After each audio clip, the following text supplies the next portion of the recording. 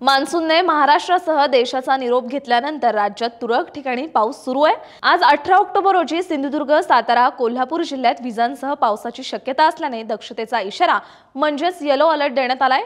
कोकण, मध्य महाराष्ट्र आणि मराठवाड्यात तुरळक ठिकाणी विजांसह पावसाचा तर उर्वरित राज्यात उन्हाचा चटका कायम राहण्याचा अंदाज हवामान विभागाने वर्तवलाय। राज्यात अंशतः ढगाळ हवामान, उन्हाचा चटका आणि उकाडा अनुभवायला मिळतोय।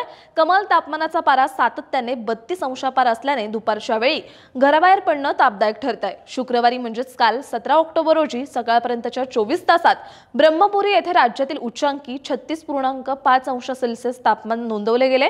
सांताक्रूज, जळगाव, रत्नागिरी, अमरावती येथे 35 अंशापेक्षा अधिक तापमानाची नोंद झाली। आग्नेय अरबी समुद्रात लक्षद्वीप बेटांजवळ समुद्र सपाटीपासून 5.8 किलोमीटर उंचीवर चक्राकार वारे वाहत असून या वाऱ्यांच्या प्रभावामुळे लक्षद्वीप, केरळ, दक्षिण कर्नाटकच्या किनाऱ्यालगत आज कमी दाबाचं क्षेत्र तयार होण्याचा अंदाज आहे। वायव्येकडे सरकताना ही प्रणाली तीव्र होण्याची शक्यता आहे। पुढील आठवड्यात बंगालच्या उपसागरात नव्याने कमी दाब क्षेत्राची निर्मिती होण्याचे संकेत आहेत।